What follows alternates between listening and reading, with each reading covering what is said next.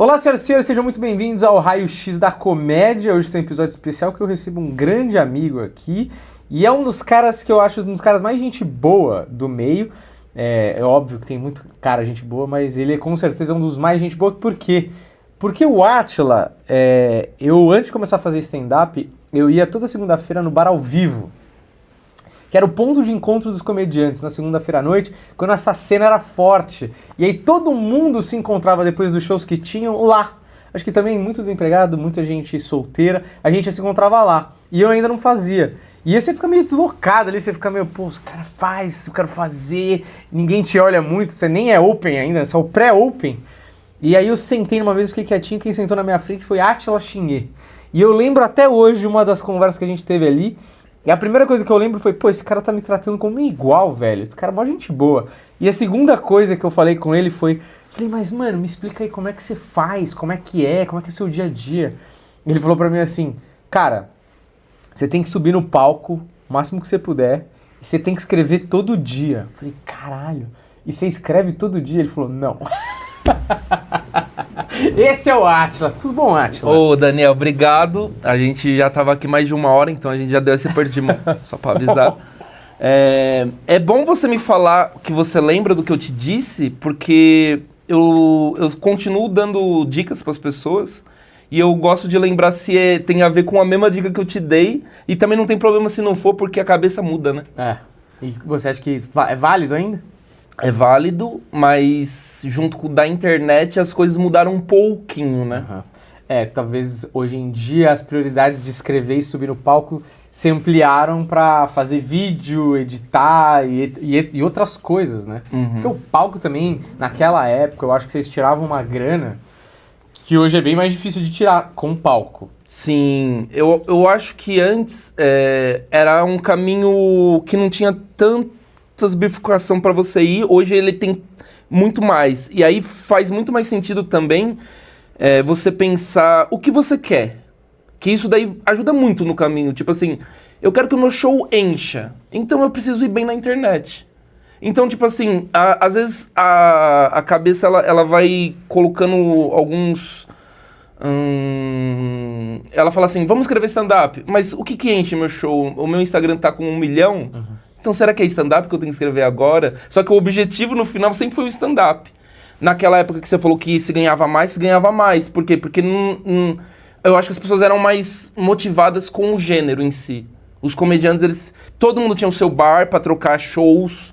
Então eu acho que mudou muita coisa. Então quando alguém me pergunta o que eu tenho que fazer, eu pergunto, mas o que você quer fazer? Entendeu? Uhum. Mas você também não acha que, por exemplo, a forma... E é muito louco isso, tá? Porque é muito recente. Isso que essa conversa que a gente teve foi em 2014. Sim. O entretenimento, ele também muda porque... Por exemplo, outro dia eu tava vendo televisão na casa da minha avó e tava meu primo que tinha uns 14 anos do meu lado. E eu comecei a zapear canal. E ele falou, o que você tá fazendo? Eu falei, tô procurando um filme. Ele falou, por que você não vai no On Demand da NET e assiste do zero ao invés de pegar um filme no meio? E você fala, essa é a cabeça do moleque em relação ao entretenimento. Sim. Então, tipo, por que eu vou sair da minha casa, pagar um estacionamento, gastar com jantar e assistir um stand-up se eu posso achar no YouTube, no TikTok, assim, um conteúdo ilimitado de stand-up? Porque naquele ano, 2014, tinha stand-up no YouTube, mas a gente tinha um número muito menor de gente postando e postando com qualidade, sabe? Eu entendo e eu também, o lance do, ou você se adapta se você quer jogar o jogo, né? Que eu acho que é um lance tipo assim, como foi virando um pouco sobre nicho, a comédia, pra encher local, as pessoas que vão sair de casa, elas têm que ter uma certeza hoje em dia. Não que elas não sairiam, por 2 motivos, aliás, pra não esquecer, eu sou muito prolixo. Uma é o quê? Tá na moda stand-up? Aquela época tava na moda. Tava muito na moda. Era o CQC, era programas e tudo. Hoje não tá na moda o stand-up em si. Tipo assim, quando é o pai dos gatos, é não sei quem da religião tal. O cara do CrossFit, o enfermeiro. Entendeu? Tipo assim, eu já sei o que eu tô indo ver. É o filme de terror, é o filme de... Antes era tipo assim, o stand-up está em alta e eu tenho a chance de conhecer vários tipos de comédia. Em algum momento não, que a internet a gente tava conversando sobre o algoritmo. O algoritmo te manda o que você quer. Como eu vou ter vontade de ver um negócio que não está em alta e não aparece no meu algoritmo. Então, fica confuso, sabe? Pra quem é artista e também pra quem que você quer levar como público. Eu acho que esse é o grande problema dessa geração em relação ao stand-up. Agora, eu sei que a gente estava falando um pouco antes de gravar da nova geração. Sim. Como que esses comediantes de stand-up vão vir com uma formação de base esquisita? Já não é palco, é meio uma mescla, no mínimo, entre essas duas mídias, né? Você acha, e aí eu vou falar uma pergunta apocalíptica, Boa. mas aí você responde como você achar. Legal. Você acha que o stand-up daqui 10, 15 anos tá ameaçado? Principalmente por conta da nova geração que talvez veja o stand-up como uma coisa que não tá mais na moda e invista o mesmo tempo que investiria aqui, investe na internet fazendo sketch, vídeo, vlog, streaming, sei lá. Eu conversei com bastante gente, amigos, pessoas que gostam de falar de comédia, até por isso que a gente se conheceu. Eu sempre dei valor para as pessoas que gostam de comédia, porque independente se você tem 10 ou 20, 30 anos de stand-up, você querer falar de comédia já nos põe em qualquer patamar igual. Eu acho que quando a gente tem esse papo, também fica um lado meio saudosista nosso. De, tipo, a gente aprendeu a comédia daquele jeito e às vezes é difícil se adaptar e entender que talvez não exista daqui 20 anos essa comédia que a gente talvez se planejou que teria daqui 30. Então, tipo assim, a comédia stand-up ela vai continuar. Eu acho que ela é um gênero muito bom, assim mesmo. Tipo, eu entendo que pouca gente no Brasil conhece, mas ela é um gênero que é isso. Cara, limpa, falou opinião, ou às vezes não é uma opinião, é só uma piada. Mas eu acho que ela só vai se adaptar. Sabe? Tipo assim, talvez daqui 30 anos seja normal ter outras coisas que a gente não vislumbrou por conta da tecnologia, por conta de como eu levo o público agora. No Japão, quando eu fui, já tinha estádio fazendo show de banda de holograma, mano. Sério? O estádio cheio de japonesinho vendo o holograma da TV que vinha em desenho, eles faziam em holograma. Tipo, entendeu? Tipo assim, em algum momento eles falaram, se a gente não se adaptar. Mas aí vai ser a questão e também tá tudo bem, no sentido de, eu vou gostar dessa comédia stand-up daqui 20 anos? Posso não gostar e posso estar fazendo outra coisa. Não tem problema. Talvez, se você quer que a comédia stand-up seja daqui 20 anos essa que você pensou, talvez a gente tenha que mexer os palitinhos agora. Talvez esse papo faça a pessoa falar assim, pô, como é que era essa comédia então que eles estão buscando? Vou querer que seja assim. Mas é o lance, tipo, se não houver conversa entre o meio, o grande, o pequeno, talvez daqui 20 anos seja outra coisa que ninguém queria e a gente só não conversou, tá ligado? E tem uma coisa importante que eu acho que você fala aqui, que existe, é muito louco como as bolhas são separadas. Então você tá falando que tem os nichos, então tem o cara que é o pai dos gatos, tem o cara que é enfermeiro, tem o cara do crossfit. E aí você me fala que o grande tem que falar com o médio tem que falar com o pequeno tem que falar com... E entre si, para que exista primeiro esse senso de comunidade entre os comediantes de stand-up e para que a cena de fato exista. E não exista só o solo do Ventura, o solo da Bruna, no sentido de, porra, esses caras são um universo por si só. O meu ponto é, existia essa conversa antes porque tinha os shows de bar, shows de elenco, que a gente se cruzava muito mais. Então eu era um open num show de profissional que tinha um cara que tava despontando, que era o Afonso, um cara que tava no meio da carreira, eu de open, e cara, essas gerações conversavam e trocavam informação. Mas também esse show que a gente se mistura, pô, teoricamente a gente tá mais ou menos na mesma categoria de comediante. Sim. Em termos de tempo, em termos de venda de ingressos, sei lá, mais ou menos ali, por ali. A gente devia se cruzar muito mais, porra. Concorda? Tipo, a gente devia estar se cruzando no que antigamente era o Comedians, ou no Bar do Rony, ou sei lá.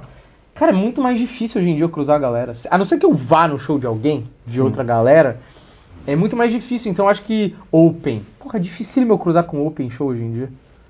É, tipo, muito mais difícil do que antigamente, sabe? Mas você não acha que... Eu não sei nem se nos Estados Unidos não é assim também. Tipo, a gente fala sobre panelas que são mais ou menos pessoas que têm ideais parecidos ou estão tentando lutar juntos e conseguiram se apertar a mão de um do outro. Não quer dizer que o barco seja bom ou ruim, mas eu acho que em alguns pontos da própria comédia a gente vai precisar fazer outras coisas que também pode ser uma desculpa da minha cabeça de talvez não estar indo te encontrar um pouco mais, de estar encontrando meus amigos e talvez uma meia hora antes do meu show convidar opens pra ir lá e conversar um pouco. Eu acho que talvez a gente precisa conversar mais, sabia? Pra talvez chegar nessa conclusão. Eu ainda não cheguei nessa conclusão de como é que a gente faz pra comédia fazer o mesmo sentido que ela fazia quando era antes. Não sei se por conta da pandemia, se por conta da internet, mas eu não sei, eu sinto falta. Aí eu não sei se é meu saudosismo falando ou se seria muito bom a gente reimplantar algumas coisas do passado, sabe? E eu também, uma coisa que eu não sei é se não funciona mais aquele modelo antigo e aí é por isso que não tem. Mas às vezes eu tenho a sensação que é um pouco... O que tinha um aspecto aleatório, então, por exemplo, que nem era tão aleatório, mas o Comedians, era um comedy club que tinha uma moça, que foi a Fernanda, que foi a Joyce, enfim, chamava comediantes. Sim. E é óbvio que tinha comediantes que ela gostava mais, comediantes que ela gostava menos, faz parte do jogo. Mas quando ela montar um elenco, ela escolhia um MC e aí um elenco diversificado. Essa aleatoriedade fazia com que a gente cruzasse comediantes que não necessariamente são da nossa bolha ou da nossa panela, e essa troca de informação talvez fosse mais fluida entre os grupos. O que eu acho agora é, muitos comedy clubs têm um comediante como o dono da bola, no sentido de escolher quem que vai se apresentar, ou às vezes o comediante é dono do comedy club, e aí sim, aí eu acho que a aleatoriedade vai diminuindo e o cara que é o dono do comedy club e tá no seu direito, ou o cara que tá na posição de escolher quem vai se apresentar, tá nesse direito, ele vai escolher pessoas mais próximas a ele. Sim. Por obviedades, né? Ele vai favorecer, mesmo que de maneira inconsciente, pessoas que estão mais próximas.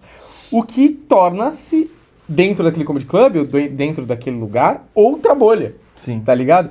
E eu acho que, assim, não tô reclamando, achando que deveria ter mais... Eu acho que cada comedy club chama quem quiser. O meu ponto é, quando era mais corporativo, o bar, né? Porque a Joyce não era uma pessoa da comédia, ela era uma pessoa que estava trabalhando para aquele comedy club.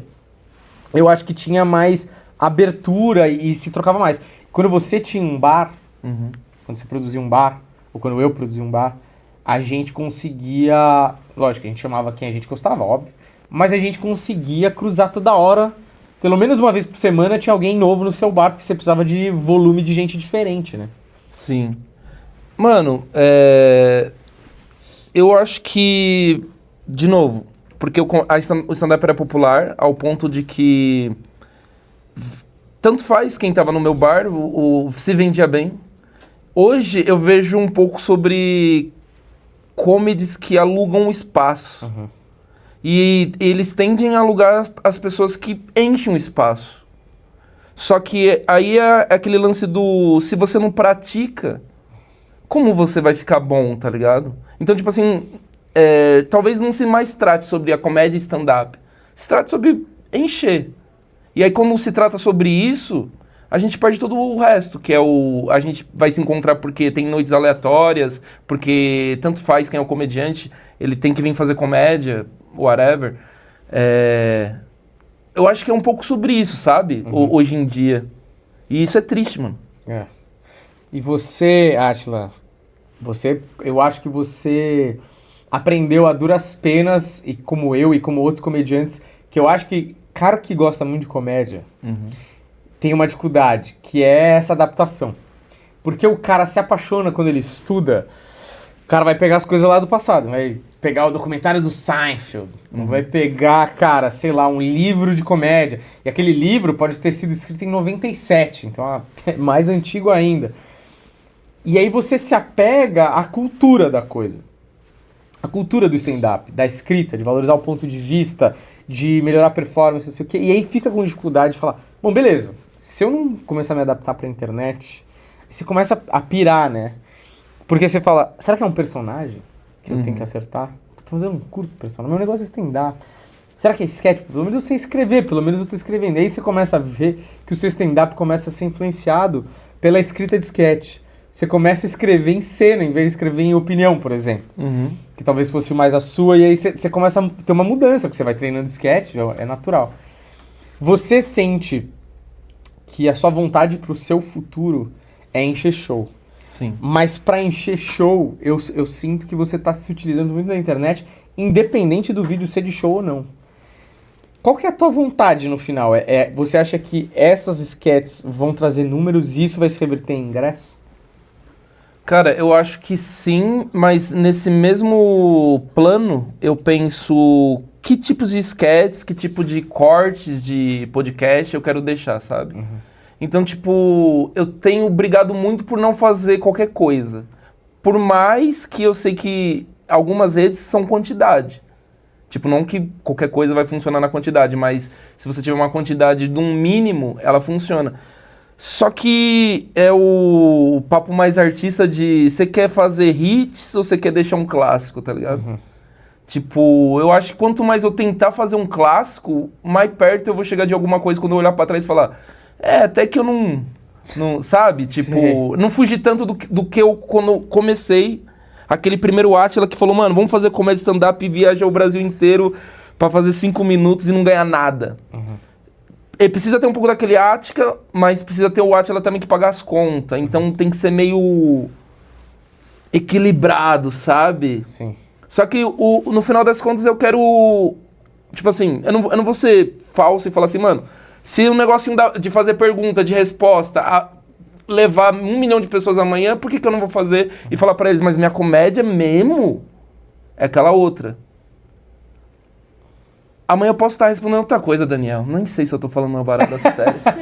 Sabia? Esse é o problema do maconheiro, né, Hilton? Não é um maconheiro, mano. É a mesma coisa que eu te falei do começo. A minha cabeça vai mudar amanhã, entendeu? De tipo assim... E qual que é a proposta de amanhã? Entendeu? Tipo assim... O quanto você largaria esse estúdio hoje? Depende. Se alguém vem e te dá o dobro do que você investiu, ou se vem com uma ideia diferente... Mano... O que eu sei é que, tipo assim, eu gosto muito de fazer comédia stand-up e enquanto eu puder lutar pelos meus amigos e por outras pessoas que também gostam disso, eu vou continuar conversando e tentando fazer projetos pra continuar, tá ligado? Mas não sei se amanhã talvez a gente tenha que fazer outras coisas de novo. E foda, né? Eu sinto que a gente fica muito nesse lugar que o ambiente, a atmosfera não é exatamente o que a gente queria, mas você acompanha, tipo, biografia de outros comediantes... Sim. Sei lá, você pega o Bill Hicks, ou o George Carlin, o Richard Pryor. Esses caras, eles fazem comédia tradicional e chega em algum momento, eles têm uma epifania, um insight, alguma coisa e falam, cara, tá, eu aprendi a fazer a comédia desse jeito, mas eu preciso fazer do meu jeito. Eu aprendi a fazer as pessoas rirem, eu entendi as regras do jogo, agora eu preciso quebrar essas regras pra inventar algo revolucionário, ou algo simplesmente que seja genuíno e autêntico da minha pessoa. Sim. Que seja o meu eu mais engraçado possível. E eu acho isso muito louco, porque essa epifania, esse insight, não é um momento que de um dia pro outro o cara se transforma no Pryor, ou de um dia pro outro se transforma em Carlin. É um processo de muitos shows que o cara vai testando diversas coisas, vai trabalhando muito duro pra se tornar aquilo que a gente conhece hoje como um clássico. Às vezes eu penso que a nossa comédia ela é tão frágil que a gente não tem o tempo, porque como você falou, você precisa pagar as contas. Se você tivesse 1 ano, 2 anos de show, o que eu falasse, Átila, você tem 20 shows por mês, você vai ganhar um cachê normal, mas é garantido, você vai ter sua vida rodando, você vai estar pagando suas contas e você vai estar desenvolvendo sua comédia. Você consegue arriscar. Você fala, quer saber, mano? Vou tentar coisa diferente, vou tentar uma parada que eu não preciso agradar tanto, vai talvez desagradar, pra daqui a pouco começar a agradar e eu ter uma coisa única. Sim. Então você fica meio corpo, não preciso agradar pra pagar as contas, e o meio corpo, tá, eu tô fazendo aquilo que eu gosto, que eu quero. E esse dilema que complica, eu acho, sabe? Esse dilema, ele complica e ele é pior no sentido de que você talvez está carregando isso sozinho, eu posso estar carregando isso sozinho, e de deixar de falar faz eu também não querer colocar pra fora. Então, tipo assim, tu tem não só o lance de pagar as contas, tu tem o lance de que... O que meus amigos vão pensar quando eu começar a fazer? Será que eu vou ser deixado de chamar, já que já não tem nem tanto lugar pra ser chamado, e tu vai ser ainda deixado de ser chamado? Pô, se antes já era difícil testar piada, Daniel, hoje parece que é mais difícil ainda. Porque, tipo assim, se a gente não se vê, aí eu vou lá, vamos dizer, algum local que eu queira muito fazer que eu não faço muito hoje. Sampa, o Mart Hall, né? Mart Hall. E vou lá e eu tô no dia de falar assim, pô, vou ter só um negocinho diferente aqui. Pô, mas se eu não voltar mais aqui, tá ligado? Só cara, eu vou falar pra você, tá mais difícil fazer stand-up agora, viu? Dificultou muito, né? Nossa! Porque aí, pra você se moldar... Pô, antes eu já sentia que as pessoas tinham dificuldades em testar novos estilos, testar novos tipos de texto. Agora, cara, tipo assim, antes as pessoas já falavam, vai com o seu melhor texto, não sei o que lá.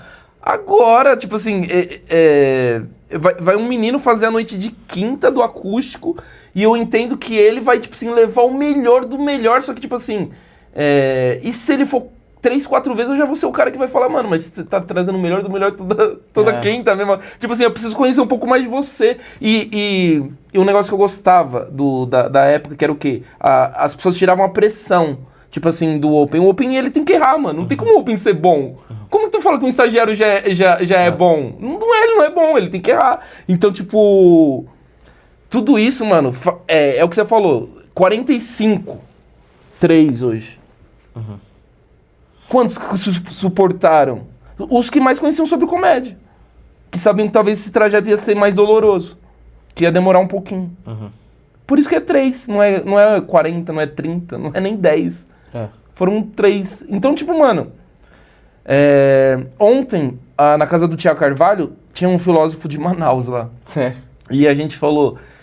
e ele começou a falar que o filósofo, ele tá um grau abaixo do artista. Porque ele precisa explicar o que é o artista, mas o artista... ele é o artista. Aí o Rogers falou assim... não, a gente é artista por necessidade. Aí ele falou, não, vocês são artistas porque vocês precisam ser artista.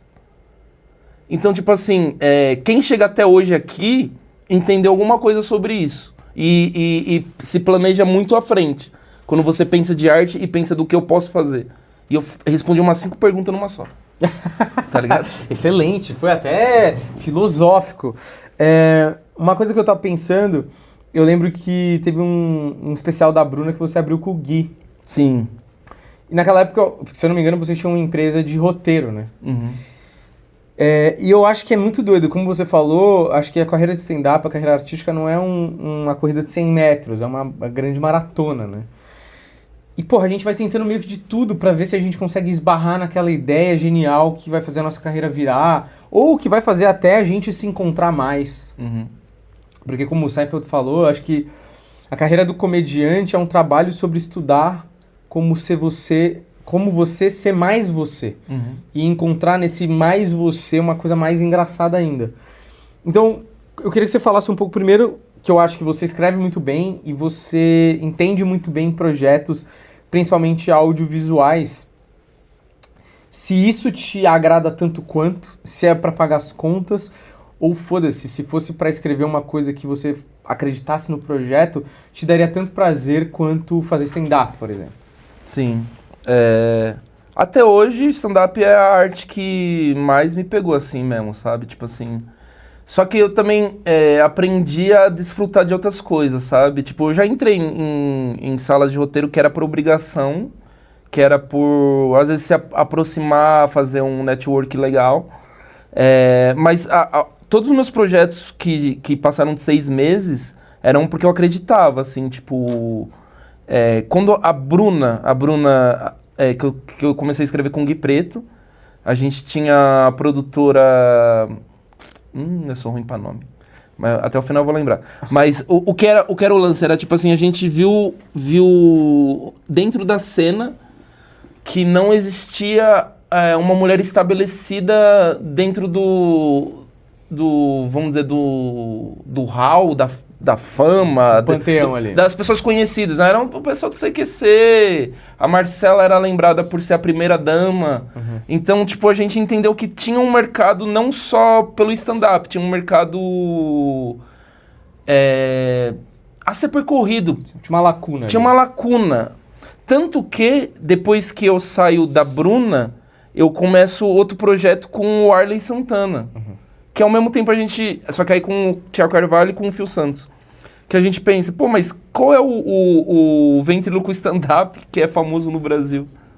Tipo, a gente foi entendendo um mercado e dentro do mercado eu gosto desse jogo de... Pô, você já reparou como tem bastante gringo fazendo sucesso no Brasil? Tipo assim, parece que existem fórmulas acontecendo e eu sei que tem coisas que eu nunca conseguiria fazer pra mim, um texto de mulher, como dar essa opinião, coisa e tal, mas eu consigo participar tendo alguns pontos de vista. Então isso me anima dentro do projeto. Rádio e TV, eu sou formado em rádio e TV por conta de roteiro mesmo. Sempre gostei a criatividade, sabe? Tipo assim, o roteiro pra mim é o lance do tipo, mano, podemos fazer tudo agora numa folha em branco. Uhum. Isso sempre me pegou. Só que em algum ponto da minha carreira, roteirizando, eu também cheguei no ponto de falar assim, cara, eu também vou ficar triste em algum momento da minha carreira se eu focar só nisso. Porque provavelmente eu devia estar nos meus projetos, tipo, 80% dos meus artistas que eu escrevia e 20% pra menos de mim. Uhum. E isso foi fazendo a minha comédia ficar, não ruim, mas tipo assim, um pouco preguiçosa. Uhum. Pô, eu vejo o Átila de anos atrás, pô, ele tinha textos de 10 minutos por mês. Não que por rapidez ou qualidade, era mais por uma vontade. Uhum. Então, tipo, eu fico olhando, eu gosto de participar dos projetos, mas eu gosto de me colocar em primeiro lugar, tá ligado? Sim. Hoje. Mas eu já fui muito cabeça, assim, de... Pô, o especial da Bruna Luiz, o segundo, o que ela participa no Netflix, eu e o Gui Preto escrevemos no Japão. Sei. Tipo assim, era pra ser não só o show e a viagem, era tipo assim, foi trabalho também, papai, tá ligado? Então, tipo, essas coisas que eu fiz por outras pessoas, eu comecei a fazer mais por mim. E você teve grandes contribuições na carreira de vários comediantes, né? Por exemplo, você, eu não sei em termos pessoais, mas em termos profissionais, você era muito próximo do Ventura, por exemplo. Sim. Eu acho que vocês são amigos, porra, de longa data. E eu acho que você teve a oportunidade não só de trabalhar, mas também ver como o cara trabalha. E eu acho que isso enriquece muito a nossa rotina de trabalho. Por exemplo, eu acho, e aí você me corrija se eu estiver enganado, o Átila que eu conheci por volta de 2014, 2015, 2016, tinha uma ética profissional que hoje eu acho que é completamente diferente. É óbvio que o tempo passou e é natural que a gente amadureça. Mas o amadurecimento profissional não acontece com todo mundo, ou se acontece demora mais tempo. Mas você teve um amadurecimento muito claro.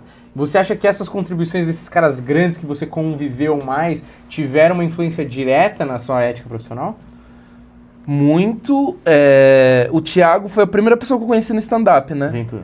Foi no Orkut. Uma comunidade de stand-up, tinha Danilo Gentili, Rafinha Bastos. Aí ele falou, eu quero montar um grupo. Aí eu já respondi e a gente se encontrou. Uma frase que o Guto Sato me disse uma vez, faz muito sentido de tudo isso que você fez, de olhar um pouquinho pra trás, que ele falou assim pra mim, onde você quer chegar? Aí eu respondi, aí ele falou, pergunta pra quem já chegou lá, mano. Não se mata não de tentar descobrir como é que é. Pergunta pra quem já chegou. Você tem um monte de amigo que já chegou lá. E eu fui reparando que sim, as coisas que eu faço hoje têm reflexo com as coisas que eu fui aprendendo no meio do caminho. O Thiago, o Ventura, ele vira a carreira dele muito por conta de investimento. Ele investe muito no Facebook e os vídeos dele são catapultados. A gente, na época, que eu ficava muito próximo dele na casa dele, ele tinha um acordo comigo, que era o quê? Eu abria os solos dele, ele não me pagava, ele colocava de patrocinado nos meus vídeos. Então, tipo assim, eu senti que nesses anos eu quis ser mais artista do que ter essa visão comercial. Hoje eu tento usar essa visão comercial que eu aprendi, mas talvez não executei na época, pra agora. Mas como a gente falou, o algoritmo muda todo mês. Então eu uso as bases pra tentar fazer alguma coisa melhor pra minha carreira, sabe? Cara, você falou um negócio que nessa semana aqui eu andei pensando bastante, assim. Eu acho que um dos problemas da gente que é comediante, principalmente da gente que é comediante muito de genética, tipo, a gente ama essa porra e a gente quer fazer dar certo, etc. É que a gente tem uma visão romanceada do que é se tornar um grande comediante. E a gente pensa no show business muito mais pelo lado do show do que do lado business. Então você acha que, pô, networking, eu vou fazer networking, a minha comédia fala por si só, vão me descobrir, ou meu vídeo vai viralizar sem eu ter que botar dinheiro, porque se eu botar dinheiro eu vou estar influenciando, vou estar comprando o meu lugar. E uma coisa que eu acho que todo artista tem, que é essa síndrome de impostor, Se você coloca 30 mil reais num vídeo, vamos supor, e o vídeo estoura, você fala, mas não fui eu, foi o dinheiro que eu botei, será que eu sou tão bom, será o quê?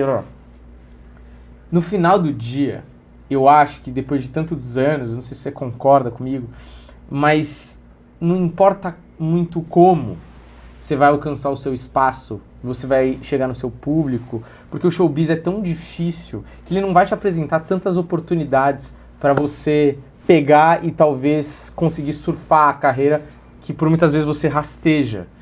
Então eu acho que, independente se é colocando dinheiro no vídeo, se é, pô, sei lá, às vezes você, como comediante, você, sei lá, tem uma ponta num filme e aquilo te abriu outras portas, mas, porra, eu amava o palco e eu fui fazer uma ponta numa novela, sei lá.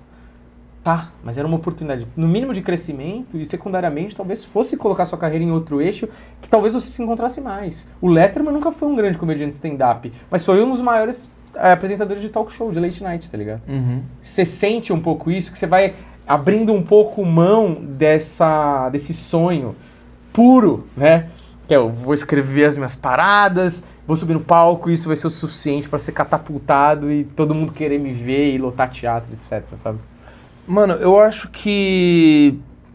É que eu tenho muita certeza sobre o stand-up, sabe? Tipo assim, de todas as coisas que eu fiz mesmo da vida, assim, o stand-up é o que... É um sentimento muito diferente. Então, quando você me fala sobre isso, eu tento ver num olhar do tipo... Eu tô tendo uma oportunidade... Eu ainda vou colocar o stand-up como o primeiro espaço. O stand-up me ajuda a ter a oportunidade de conhecer outras coisas. Que eu posso estar começando a gostar, começar a conhecer e gostar. Mas não por conta de que o stand-up não está dando certo, sabe? É mais por conta de tipo assim, ó que legal, eu consigo me adaptar em outras coisas. E posso talvez estar gostando de conhecê-las. Posso talvez gostar daqui a algum tempo para entender isso. Mas no final... E a minha luta é o stand-up. Por isso que eu falei, qual que é o seu objetivo? Às vezes eu sei que tem comediante que assiste. Qual que é o seu objetivo? É realmente stand-up? Porque uma vez eu dei um workshop pra um menino que falou, eu queria ir pra novela. Falei, então tu não precisa aprender stand-up, tu tem que saber puxar saco, mano.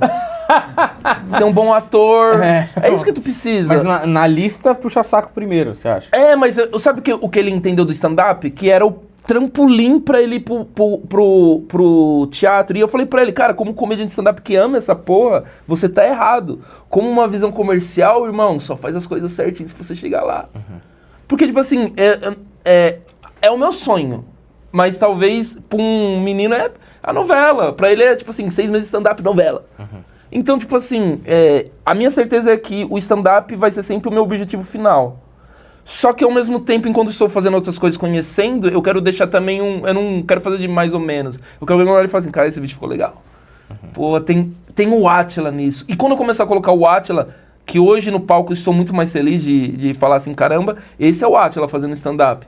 Também tiver um pouquinho nos vídeos, eu acho que tudo vai fluir parecido. Então aí acho que vai acabar acontecendo isso de chegar no palco. Que as pessoas que estão fazendo o contrário de primeiro a internet e depois o stand-up, é basicamente isso. É muito mais fácil você falar que você gosta de poltronas vermelhas do que você ser engraçado pra caramba sobre várias coisas. Pô, vamos trazer gente da poltrona vermelha. Aí a gente vai concordando e no meio eu vou achando umas piadas. Teve uma parte aqui que eu acho que não foi pro ar, que eu tava falando pro Átila que lá atrás, vou resumir a história, mas que lá atrás eu tava num campeonato de Open, tinha 45 comediantes Open, que é, quer dizer, o amador, e hoje, 10, 11 anos depois...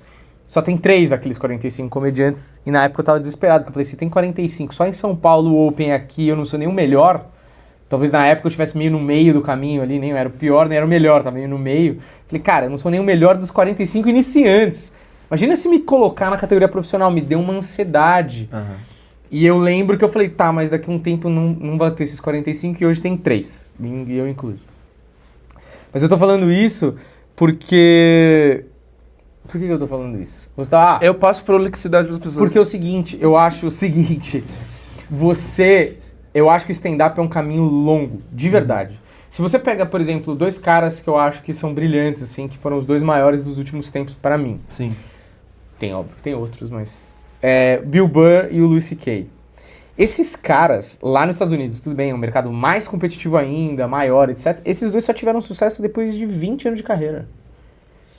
25 o CK e 20 e poucos o Bill Burr. Sucesso, lutar e ser gigante. 25 anos. 25 anos atrás nem tinha cena de stand-up. Entende? Tipo, eu acho que tem um jogo meio longo, que eu sempre falo pro Jansen, falo pro Edo, toda hora. Falo, mano, tem um negócio que é corpo de trabalho. Você vai produzir pra caralho, você vai produzir todo dia. E aí vai ser stand-up, vai ser sketch, vai ser isso que lá. A gente não consegue enxergar isso hoje, porque a gente fala, pô, o vídeo bateu ou não bateu e a gente joga fora na nossa mente. Quantos seguidores trouxe? Acabou, já foi. Daqui X tempo, você vai olhar pro teu portfólio e falar, mano, eu fiz coisa pra caralho. Eu tenho 1.500 entrevistas. Eu tenho sei lá quantas horas de stand-up. Eu tenho sei lá quantas horas de sketch. E isso, na verdade, é o que foi pro ar. Porque tem um monte de coisa que você fez que nem foi pro ar. Sim. E isso é o que te dá aquelas insígnias. E você vai falando, cara, eu sei fazer isso. Sim. Tá ligado? Isso é a prova que eu sei. E aí e um dia você vai estar tão foda, o cara vai abrir teu YouTube e fala, cara, como ninguém viu esse cara antes? O cara tá com, sei lá, 100 mil inscritos no YouTube e eu posso maratonar o canal do cara infinitamente, tá ligado? Porque o cara tá produzindo um corpo de trabalho muito sólido, sacou? Eu acho que a gente dá pouco valor pras metas, sabia? Tipo assim, a gente, na real, põe as metas muito lá em cima. Quantas coisas que você já fez que talvez tem uns caras aí com mais de 10 anos que queria ter feito o que você fez, mano?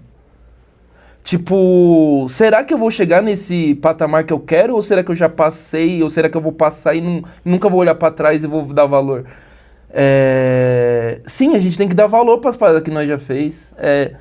Cara, parece que a cabeça, ela só tem coisa a fazer e nada a comemorar. A gente já fez um monte de coisa, Daniel. Pô, você tá toda sexta-feira no MyFuck, mano. Quantos de nós queria estar lá toda sexta-feira no MyFuck? Eu tô todo sábado no Bexiga às 11 da noite. Cara, teve o André Leão. Ele fez lá há umas 2 semanas atrás esse show. Ele falou, mano, eu nunca imaginei de estar aqui. Eu falei, e pra mim é um bagulho tão bobo, mano. Ele falou assim, mano, 5 minutos não vai roubar o tempo de show de vocês. E eu pensei, mano, 5 minutos é o que o Carvalho gasta no agradecimento, caralho. É só o Carvalho não agradecer que você faz. A gente conversar, às vezes é diferente pra alguém que tá ouvindo. Pra gente, a gente já passou umas paradas que essas pessoas que estão ouvindo, ou que já passaram também, querem, sabe? Só que a gente tá querendo outras coisas. Só que ao mesmo tempo que a gente quer outras coisas, a gente só tá fazendo as coisas meio sem dar valor. Isso não é pra, tipo assim, parecer que a gente tem que parar no tempo e não crescer mais. Mas também tudo faz sentido, sabe? Desde a sua carreira. A primeira conversa que a gente teve sem se conhecer foi enriquecedor pra mim. Porque às vezes eu podia estar numa noite ruim que eu podia estar pensando, mano, ninguém fala de comédia, mano. Pô, por que eu falei com você e não com os caras de 10, 12 anos? Porque os caras não queriam falar mais de comédia. Eles já estavam pensando em outra coisa. Então tem a ver com o 100 mil, 1 milhão. É tipo assim, é essa parada que você gosta? Então a gente vai trocar ideia. Se não for, talvez eu só esteja querendo um pouquinho da coisa que você tá tentando querer. Isso é ruim, mano. Porque, tipo assim, você nunca vai se formar como um comediante, chegar num CK, porque você vai tentar fazer a trend, o momento. Não que não esteja errado, mas é o que você quer. O que eu quero é ser um comediante de stand-up muito bom. Eu quero... Cara, sabe o que era doido naquela época? Era os caras ver texto e falar assim, esse texto é uma loucura. Isso era a nossa loucura do stand-up antes. Hoje é o que você falou, tem que bater, tem que dar compartilhada. Pô, quantos textos que eu já vi que eu não gostei e falei, pô, tem bastante view. Da hora. Mas às vezes é o objetivo da pessoa. Só que ao mesmo tempo, quando a gente vê um de 5 mil views com um texto maravilhoso, você fica, meu Deus. Não tem mais a ver com o que você quer ou não. Tem a ver com o que o algoritmo tem a ver. E aí, com o que você quer até o final, vai depender da sua estrada. Talvez vai demorar um pouquinho mais ou um pouquinho menos. Eu acho que é foda, porque eu acho que é natural e eu não sei nem se é uma coisa da nossa época. Eu lembro, eu tava assistindo uma entrevista do Patrício O'Neill, naquele Green Room, tá ligado? Foda, né? Também gosto pra caralho desse projeto. E o Patrício O'Neill, o cara pergunta meio pra ele assim, pô, mas você parece tão solto no palco. Você ama fazer stand-up, né? Ele falou, cara, eu amava. Hoje em dia eu não consigo me divertir tanto quanto antes, quando eu era open, no começo da minha carreira. Aí eu pergunto pra ele, mas por que, assim? Ele fala, porque hoje eu sempre tô tentando impressionar alguém. O Patricio Neal nunca foi um cara mainstream, né? Mas ele começou a ficar gigante e aí ele acabou morrendo. Sim. E aí ele fala assim, eu sempre tô tentando impressionar um produtor que veio assistir, um cara que tá fazendo casting de uma série de comédia que tá ali, e agora não é mais sobre fazer as pessoas rirem, é mais sobre fazer aquela pessoa me achar boa o suficiente pra eu poder dar um salto na minha carreira, ou eu dar o próximo passo pra ganhar mais uma grana e tal. E eu sempre falo isso com eles, quando eu ia no ao vivo, eu assistia o galera e falava, cara, isso que os caras fazem é mágico. Isso é um negócio... Isso aqui é muito especial. E que me faz lembrar também do documentário do Seinfeld, que ele explica isso pro Orny Adams. Ele fala, porra, mas meus amigos estão casando, estão ficando ricos, estão comprando casa, estão subindo nos empregos, eu tô aqui ainda no mesmo bar que eu tava 10 anos atrás. Ele fala, cara, isso que você faz aqui é especial. É único. É único. O cara tá ganhando dinheiro, sentado 12 horas no escritório, ele nunca vai entender isso aqui. E se você ama isso aqui de verdade, você nunca vai entender por que ele tá lá. E ele conta aquela história da orquestra, que tem um pouso forçado no meio da neve, e os caras precisam ir pro teatro, aí eles estão andando com a tuba gigante no meio da neve, e a neve tá pesada, aí eles veem uma casa mó bonita, com chaminé e tal, eles vão chegando perto da janela, tem uma mulher linda lá, servindo um peru de Natal, o cara pronto pra comer, os filhos correndo em volta da árvore de Natal, e aí um vira pro outro e fala, cara, você acredita que tem gente que vive assim? E é isso.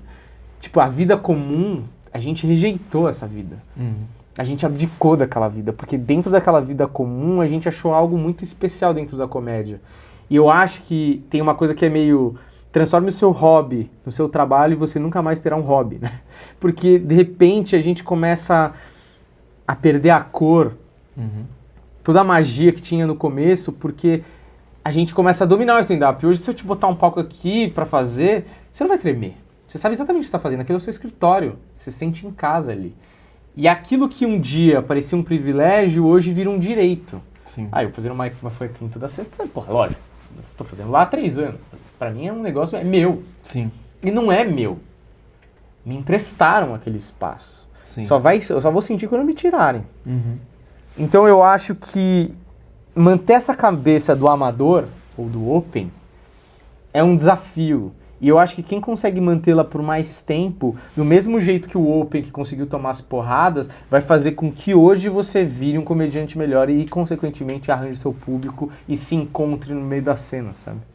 Sim, e meio stand-up, eu gosto dessa definição de que ela parece uma terapia pra você, pro comediante, não pra plateia.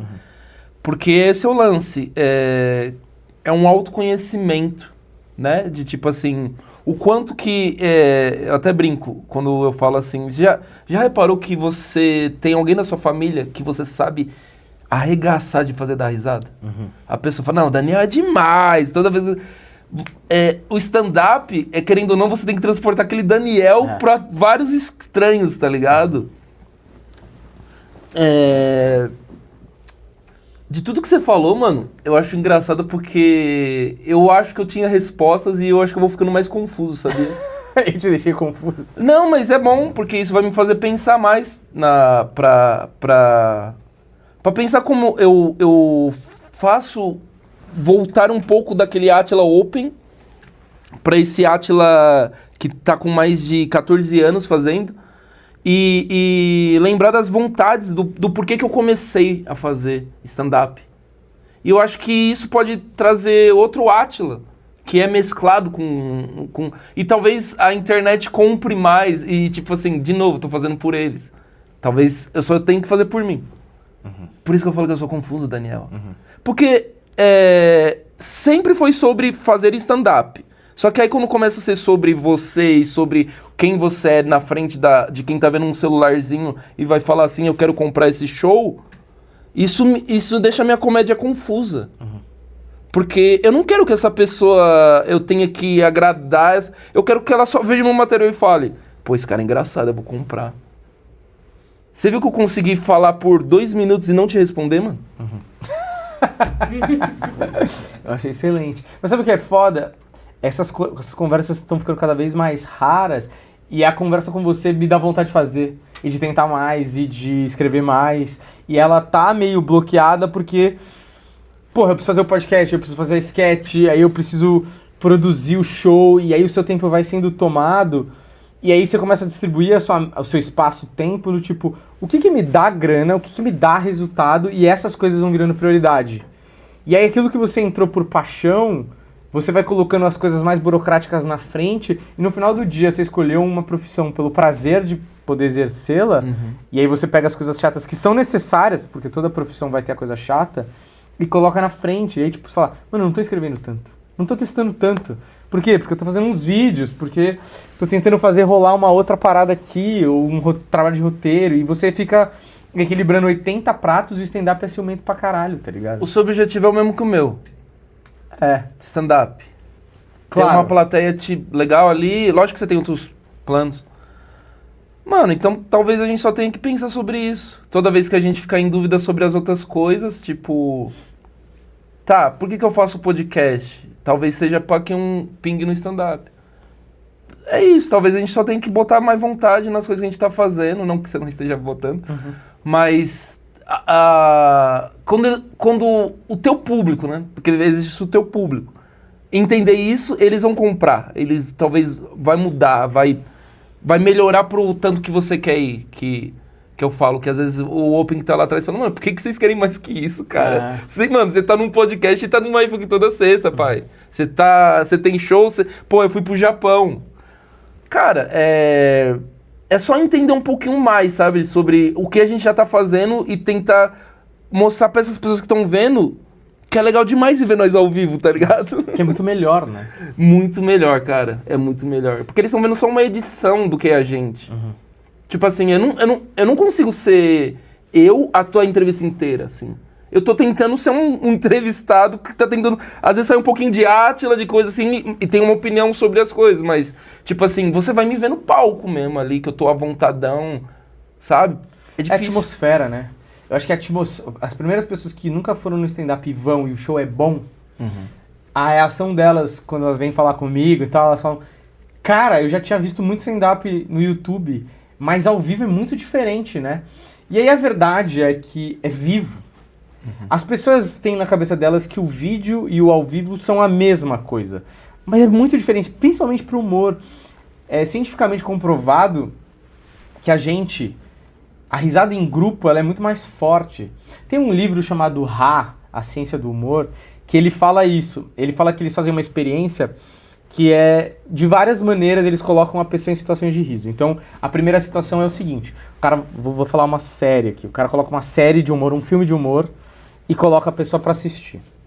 E a pessoa, depois de assistir o filme, ela vai dar uma nota de quão engraçado foi aquele filme. Esse é experimento número 1. Aí número 2 entra uma pessoa na sala e fala, sei lá, apertem o cinto, o piloto sumiu, meu filme favorito. Eu amo esse filme, eu morro de dar risada. Faz uma propaganda do filme e coloca. E aí a pessoa tem que dar uma nota. Aí depois essa pessoa que vem com o filme fala, esse filme é ótimo, não sei o que, ela bota e assiste com a pessoa e ri o tempo todo. E aí vai escalonando, até chegar a sala cheia de gente que é muito fã do filme e morre e acha o filme muito engraçado, fala pra essa pessoa, bota um filme e ri o tempo todo e vê como essa pessoa é influenciada. Quanto mais gente tá rindo dentro daquela sala, e mais gente propagandeia que aquilo é engraçado, tem um efeito manada no sentido, se todo mundo acha isso aqui muito engraçado, cara, é muito engraçado, tem que rir também. E a pessoa, a nota ficava cada vez maior, porque o poder de influência do riso dos outros influencia o seu riso. É o mesmo motivo pelo qual você assiste Friends e tem a claque. Sim. Certo? Então, e eu acho que é isso que faz a carreira de um comediante virar, quando você vira um fenômeno de massa, no sentido de tipo... Sei lá, eu tenho 39 mil seguidores, por exemplo, no Instagram. Mas eu não virei um fenômeno no sentido de, tipo, tá gente conversando. Cara, você viu esse cara aqui? Puta, eu vi, é muito engraçado. E aí você tá validado. Sim. Você fala, esse cara é bom, pronto, tá chancelado. Tudo que você fizer dali pra frente vai ter uns 10, 20% de mais graça, porque você foi validado pelo grupo. Então, por que eu tô falando isso? Não tenho a menor ideia. Mas... Eu vou te chamar pro meu podcast, hein? A gente vai ficar falando de coisas que nunca vai chegar a conclusão nenhuma.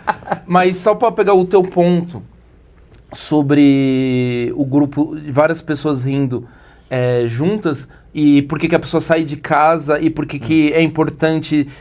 Atmosfera, né? Mas ao mesmo tempo também, só pra gente não perder esse ponto, quantas vezes você já fez um show que você falou, nossa, tinha 10 pessoas e foi muito da hora? Total. Porque a experiência realmente do palco com o vídeo é outro. Só que ao mesmo tempo também, quando está vazio, me traz um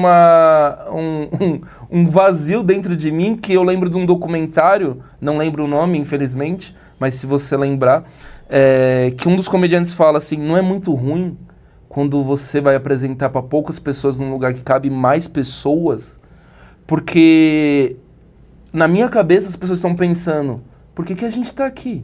Não tem ninguém, a gente é perdedor? Então, tipo, eu lembro dessa frase porque quando termina o show para essas 10 pessoas que eu faço e elas gostam, eu contrariei algo que eu acreditava. E aí eu tô também treinando de um jeito que as pessoas não treinam. Quinta passada no acústico, tinha 7 pessoas na plateia. Aí eu tava falando com o Gui Pimenta, que é um menino que tá há menos tempo, eu falei pra ele, é aí que você vai aprender. Porque entendeu? Se tá cheia a sala, a chance de rirem dele é maior. Com 7, Sim. convence eles lá agora. Então, ao mesmo tempo, é bom e ruim você ter um lugar cheio e porque é muito vaidoso. Quantos humoristas você já não viu falando, hoje eu fui bem? Você fala, mas sério? Você acha que isso daí é ir bem? É perigoso também, esse lance de... Porque, querendo ou não, que você até me fez pensar, se eu sei como faz pra tirar o riso que é em massa, por que eu não só aprendo como é que eu ganho do algoritmo? Às vezes você como artista não quer. Porque você não quer fazer você não quer dançar. Você entendeu o que eu quero dizer? Mas tipo assim, mas e se você dançar por um mês, Daniel, e eu te garantir que você vai ganhar 100 mil seguidores? Seu lado artístico vai brigar e o seu lado pessoal vai falar, cara, são 100 mil, mano, onde a gente vai pôr? E aí, por isso que eu sou confuso. E eu não vou dançar. Mas é natural que seja assim, porque até onde você está disposto a fazer coisas para ter o seu teatro cheio? A verdade é que o algoritmo está te perguntando isso. E se você não está disposto a fazer o que eu quero que você faça dentro do meu jogo, você vai ter que bater o algoritmo. Vencer o algoritmo e não seguir o algoritmo. Então, eu vou dar um exemplo muito, assim, muito fora, tá? O Felca fez um vídeo sobre a adultização de menores de idade em vídeo do YouTube. É um tema árido pra caralho. É um tema que não é uma trend. E ele tem ali um cunho jornalístico, investigativo e tudo mais. Cara, tem 160 milhões de views o trailer dele, desse vídeo grande, no Instagram. Cara, eu não acho que o algoritmo tava pronto pra alguma coisa desse jeito. É óbvio que ele já tinha um público e ele já tinha um alcance. Mas os números que ele bateu, eles vão muito além da lógica. O meu ponto tem o que as pessoas fazem dentro da comédia que não são você, e você tá seguindo uma tendência. Tem uma cacetada de coisa que não é você mesmo, que não tem nada a ver com comédia, ou às vezes tem, mas que você não vai fazer, porque você não vai entrar numa piscina de Nutella, entende? Porque isso te rebaixa a um lugar que você não acredita naquilo, Sim, não é tua comédia. E tem um outro lugar, que é uma janela desse tamanho, que coisas que as pessoas não estão fazendo, que se encaixam exatamente na sua personalidade, no seu jeito de fazer, que vão ter a sua identidade digital ali, tipo o Gunning. O Gunning, ele não recriou a roda, mas de alguma forma ele achou uma coisa que já existia, deu uma roupagem àquilo e deu o seu ponto de vista e a sua personalidade para aquele produto. Explodiu depois de 1 milhão de tentativas, que o Gunning também tá há 16 anos. E você deu um bom exemplo de alguém que ganhou do algoritmo, porque o Guto Andrade fala do mesmo assunto e não é entregue nada, ele tem que patrocinar. É que o lance de ser artista, Daniel, ele tem um lance de tipo assim, eu posso fazer qualquer coisa, mas quando demora-se para chegar a fazer qualquer coisa, eu talvez tenha que tomar alguns caminhos que alguns amigos estão seguindo, que não que eu não acredite, mas eu sei que não é o máximo do Átila. Então, mano, é difícil, porque eu preciso encontrar... eu concordo muito com você, quando eu falo muito isso pro Fio e pro Thiago, que pra mim são, 2 caras muito bons, Só que eu falo pra eles, cara, às vezes a gente só não encontrou o formato certo que caberia a nós.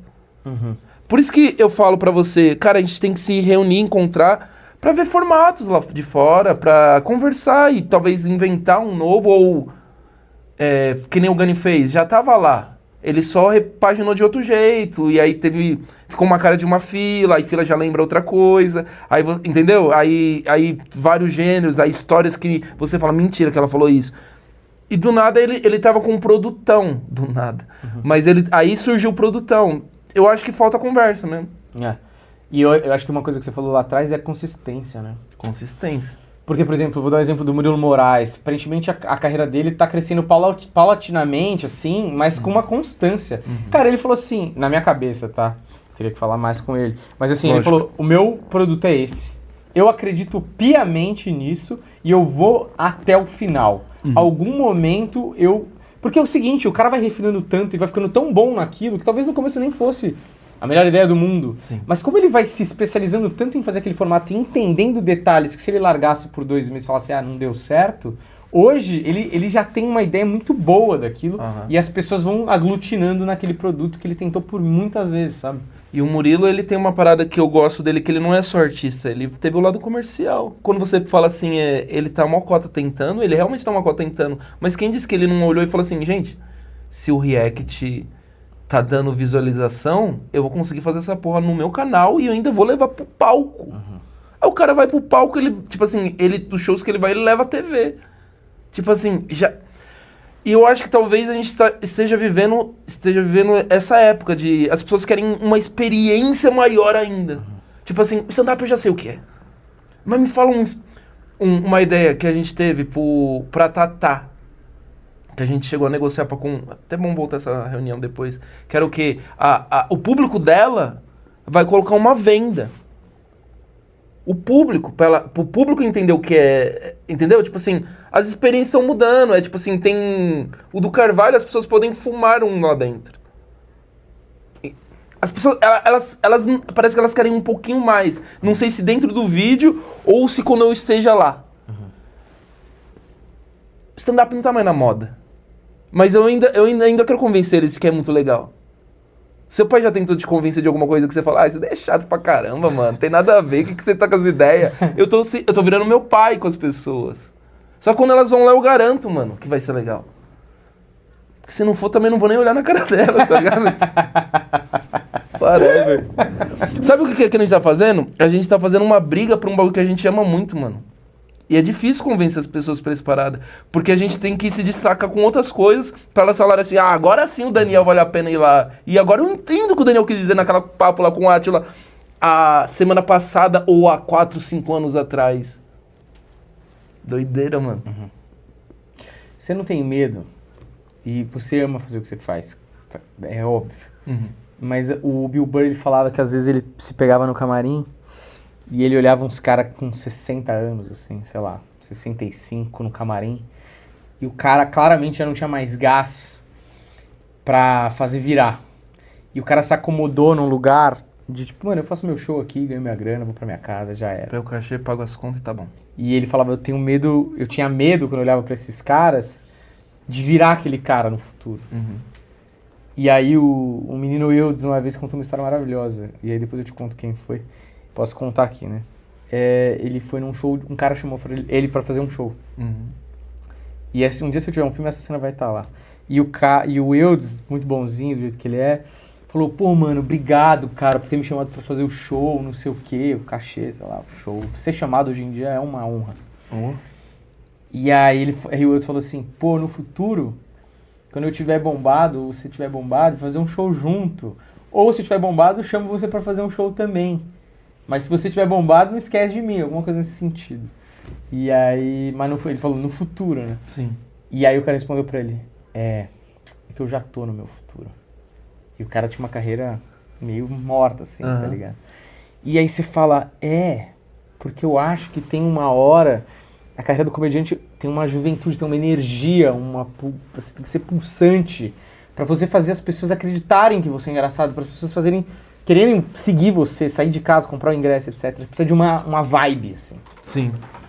E eu acho que essa energia vai caindo. porque você tentou de tudo e não virou e não aconteceu, e aí começa a virar o pôr do sol da sua carreira e você fala, cara, eu dei tudo que eu tinha, eu não aguento mais a dor de tentar e não conseguir. E aí o que é conseguir, o que é sucesso e a satisfação de estar fazendo só já seria o suficiente? Beleza, mas eu quero saber se esse medo em algum momento faz sombra na sua cabeça. Sempre fez. Sempre fez, porque ao ponto que eu tenho que fazer outras coisas e não stand-up pra pagar minhas contas, esse medo de estar ganhando de mim de certa forma. Não que esteja ganhando por... seria fácil eu falar, não, então eu não vou fazer esse roteiro, mas aí a conta vai vir, eu não vou pagar ela. Talvez, sim, talvez. E se eu tivesse lutado pro meu solo encher e vendesse e ganhasse o mesmo tanto que o roteiro? Esse medo, ele é constante, mas eu acho que também esse medo é bom, mano. Esse medo é o medo, conversando entre nós, na pandemia. Pandemia, eu falei, e agora? Quem é o comediante? Comediante na pandemia? Pra que serve isso? Eu pensei em ir pro Japão trabalhar na fábrica e ganhar dinheiro e a vida continuar, não sei quando ia acabar. Só que, mano, de algum jeito, o porquê que eu acho que eu não viro esse cara de 60 anos que tava no comedy de lado? Porque em algum momento eu fiz um pouco sobre isso, de vou lá, faço 12 e 12 bom e vou embora. Em algum momento eu olhei e falei assim, mano, 12, mas é 12? Como eu quero deixar que eles vão embora pra casa? Eu falava pro pessoal no workshop. Eu gostava de ser aquele comediante que... Sabe quando vai todo mundo embora de carro? E todo mundo começa a falar, pô, mas aquele lá... Eu gosto de ser esse cara. E aí eu entendi que quando isso for importante pra mim ainda, eu nunca vou ser o cara acomodado. Porque, cara, se eu quero ser esse cara, eu vou ter que ficar me reinventando toda hora. E por mais que eu não ganhe o que eu queria ganhar, eu sei que é importante esse processo pra se um dia eu ganhar, foi porque eu continuei bau. Entendeu? Bau é uma boa definição. Cara, tem barulhos que definem muita coisa. Mais do que palavras. Em palavras? Não, mais do que palavras. Mais do que palavras. Olha aqui. Eu posso falar só um negócio? Pode, claro. Ficar com a perna cruzada dá muita intenção de que a gente tá falando umas paradas seriona, né? Da hora. Isso aqui é posição de credibilidade. Pra caramba, um japonês assim tá doido. Ele deve ter ido à faculdade, caramba. Quando eu fizer assim, então... Nossa, teve umas horas que você falava comigo que eu falava assim, vou botar a mão aqui só pra parecer que eu tô... Bal. Pensando no almoço, né? Fala. Não, eu só ia falar isso, tipo, é uma das coisas também que me fez ficar na comédia, é isso, entendeu? Tipo assim, a gente não só fala sério. E é super normal. E quando eu começo a falar com meu pai, do meto uma piada, ele acha esquisito. Qualquer pessoa, Só que aí, entendeu? Por que eu quero viver a vida dos outros? Eu quero ver essa vida aqui, Daniel, tá doido? Uhum. É isso. Átila, eu vou fazer um formulário de perguntas pra você, antes da gente encerrar esse episódio maravilhoso. Você pode responder em uma palavra ou você pode desenvolver um pouco mais, tudo bem? Tudo bem. Eu vou tentar não desenvolver muito, porque eu sou muito prolixo. Eu quero que você me fale, eu quero que você me diga um som ou barulho que você ama. Bau. E um som ou barulho que você odeia? Nossa, o Itaú, ele tinha colocado uma época um negócio de quando vai pro cheque especial, aí ele fazia um barulhinho que eu odiava. Porque eu sabia que eu tava no cheque especial. Eu espero que você nunca mais ouça esse barulho. Eu espero. Mas também é foda, né? Os caras botam um barulho que fica condicionando seu cérebro, né? Eu acho que é um lance tipo assim, se vira aí, nego, senão você vai se ferrar no final do mês. Mano, teve uma época que eu estudei mais cedo, tinha que acordar mais cedo. Uhum. Então, tipo, tinha que pegar um moleque, tipo, de carro, então tinha que acordar mais cedo. E eu botei um alarme, assim, tinha ganhado um celular novo, botei o alarme do celular. E aí, beleza, e aí eu fiz isso, sei lá, acordei com aquele horário, tipo, 10 para 6 da manhã, por 2 anos, sei lá. Sim. E aí, tipo, anos depois, num filme, eu tava assistindo o filme e tocou o alarme. No filme. Tipo, no celular do cara, toque, era o mesmo barulho do meu alarme. Uhum. E, cara, você acredita que me veio a sensação ruim de, tá ligado? Tipo, Caralho, tem que acordar, tá frio pra caralho, não quero levantar. Vem uma coisa ruim, muito louco como você é condicionado. Tipo, se você ouvir esse barulho aleatoriamente, assim, você vai falar, puta. Sabe assim, vem um negócio vai me trazer ruim. o sentimento. É do mesmo jeito que quando você sente o cheiro de uma comida que você comeu e gosta muito, você já traz todo esse negócio. A cabeça é muito doida mesmo. Me fala o seu palavrão favorito. Tomar no cu, nem o vai. Sem o vai. É só o tomar no cu. Certo. O toma no cu sai rapidão, quer dizer muita coisa. O vai demora. O vai já dá pra saber o que eu vou falar, entendeu?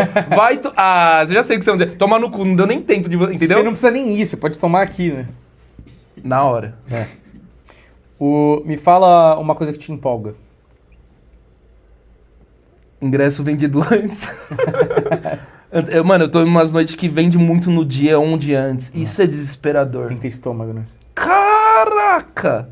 Quando eu coloquei meu solo e aí ele abriu e vendeu 2 pares, eu falei, 2 pares. Quando é no dia e aí falta ainda mais 30 ingressos, aí os caras ainda vêm, não, mas às 7 sai da hora. E eu fico, mano, não vou chegar até às 7, eu vou morrer. Sabe o que é o foda? Que você comemora um par de ingressos vendido antes hoje, um dia vai ser, mano, nem vai ser um problema, sabe assim? Tipo, tem 2 coisas. Teve um comediante que é grande, que uma vez ele tava conversando comigo no carro, tava levando a galera pra fazer show, e aí ele falou, vou fazer o meu especial num lugar menor, assim, não quero coisa muito grande e tal, quero ser mais intimista e tal, beleza. Falei, pô, maneiro, eu pensei, na minha cabeça, né, de comediante pequeno, eu pensei, porra, um lugar pequeno, sei lá, 80 lugares, 60 lugares, um bar, Tal. maneiro. Uma coisa meio barzinho, assim, acho da hora especial em bar. Pô, acho demais. Então você tá pensando em fazer aonde? Aí ele falou no Santo Agostinho, pra 700 pessoas. E eu não falei nada na hora, mas eu falei, mano, pequeno. Esse cara, 3, 4 anos atrás, tava fazendo ali num boteco pra 40, 50 pessoas. A gente, é aquilo que você falou, a gente perde o contato, né? A sua realidade vira o normal. É por isso que eu falei, será que a gente vai chegar onde a gente quer? Ou será que a gente sempre vai inventar que a gente quer mais um pouco? Pois é. O Jim Jeffries tem um texto disso também, né? É demais. E o que te dá uma brochada? Expectativa. Eu parei de botar muita expectativa nas coisas, sabia, mano? Eu parei, eu falei assim, cara, tô lendo O Poder do Agora. Sei, do Eckhart Tolle. Muito bom livro pra parar de ficar se culpando pelo passado ou ficar inventando o futuro. Então eu parei, mano. Eu vou fazer as coisas do máximo que eu consiga, eu vou botar todo o Átila nisso e... Vamos aí, vai dar bom as coisas. Agora, eu vou te perguntar um negócio que é o seguinte, eu não sei se você acredita em vida após a morte, mas se você chegasse nos portões perolados do céu, o que você gostaria de ouvir? Porra, aquela de japonês é engraçada, hein, moleque? Maravilhoso. Não teria resposta melhor para encerrar esse episódio. Queria te agradecer muito por ter vindo, Átila. É sempre muito bom conversar com você. Espero te cruzar mais vezes aí. Você podia colar mais aqui no estúdio, a gente fazer algumas sketches, escrever umas piadas juntos. Você é sempre convidado. Você é sempre uma pessoa muito gente boa comigo, então queria te agradecer também por isso. Primeiramente, obrigado pelo convite, né? É o que eu sempre disse, eu gosto de falar muito com as pessoas que gostam de comédia.